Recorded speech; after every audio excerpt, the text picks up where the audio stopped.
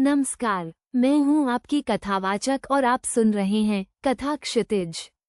कल्पना कीजिए एक ऐसे समय की जब न दिन था, न रात, न आकाश था, न पाताल, न तारे थे, न सूर्य और न ही कोई दिशा थी। समय की अवधारणा भी अस्तित्व में नहीं थी। ये ब्रह्मांड एक गहन शून्य था, एक अनादि अनंत विस्तार जिसमें केवल एक ही सत्ता विराजमान थी। आज कथा क्षितिज पर हम एक ऐसे प्राचीन और विलक्षण ग्रंथ की गहराइयों में उतरेंगे जो सृष्टि के इन गूढ़तम रहस्यों को उद्घाटित करता है। श्री ब्रह्म वैवर्त पुराण। ब्रह्म वैवर्त पुराण वेदों और उपनिषदों की परंपरा से निकला एक ऐसा अद्भुत शास्त्र है जो हमें सृष्टि के आरंभिक क्षणों और विश्व रचना के अलौकिक इतिहास से परिचित कराता है। ये पुराण भगवान श्री कृष्ण को ही परम सत्य परात्पर ब्रह्म के रूप में प्रतिष्ठित करता है, जिनसे संपूर्ण सृष्टि का प्राकट्य हुआ। शून्य के उस महासागर में जहाँ कुछ भी नहीं था, वहाँ केवल परमब्रह्म कृष्ण अपनी मूल शक्ति के साथ निवास कर रहे थे। उन्हीं अनादि अनंत कृष्ण को इच्छा हुई एक से अनेक होने की, इस विशाल ब्रह्मांड का सृजन करने की, और यह इच्छा ही थी जिसने सृष्टि के पहले बीज को अंकुरित किया। ब्रह्म वैवर्त पुराण के अनुसार सबसे पहले भगवान श्री कृष्ण से उनकी आह्लादिनी शक्ति मूल प्रकृति राधा रानी प्रकट हुई। कृष्ण पुरुषोत्तम हैं और राधा उनकी शक्ति, दोनों अभिन्न हैं, एक दूसरे के पूरक, ठीक वैसे ही जैसे अग्नि और उसकी दाहक शक्ति।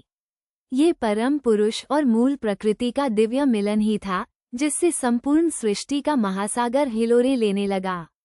इसी दिव्य लीला से सर्वप्रथम महाविष्णु प्रकट हुए।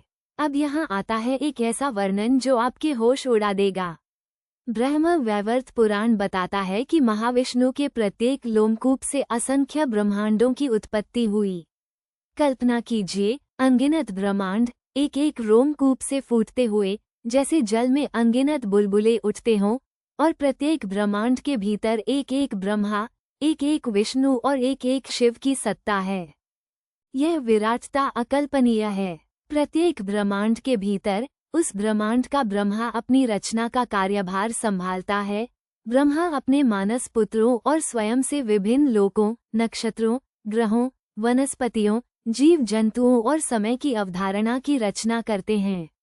हमारे सौरमंडल के ग्रह, तारे, आकाशगंगाएं, नदियां, पर्वत, ये सब उसी एक ब्रह्मांड के भीतर की रचनाएं हैं जिसका सृजन ब्रह्मा ने किया, और यह सभी ब्रह्मांड महाविष्णु के विशाल शरीर में समाये हुए हैं जो स्वयं श्री कृष्ण की ही एक अभिव्यक्ति हैं।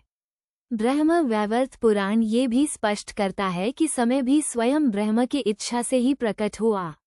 युगों का चक्र, कल्पों का प्रवाह, मनवंतरों की गणना, सब उसी परम सत्ता की लीला का हिस्सा है।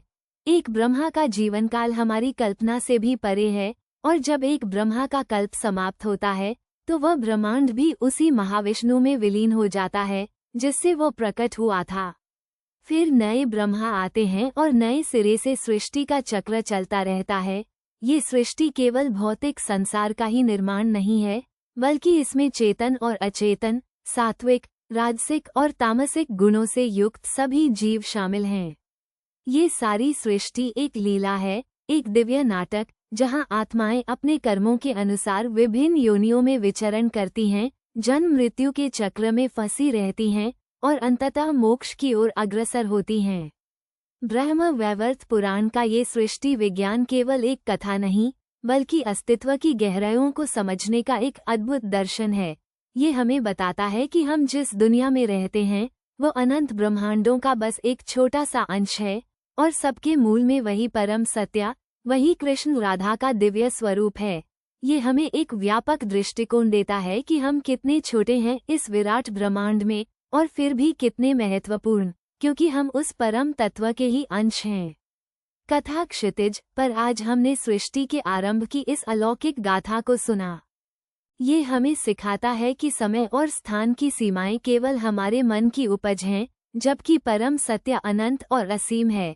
हम फिर मिलेंगे किसी और गूढ़ रहस्य को सुझाने के लिए। तब तक इस अनंत लीला का चिंतन करें और इस विराट अस्तित्व के प्रति श्रद्धा से भर उठें। धन्यवाद।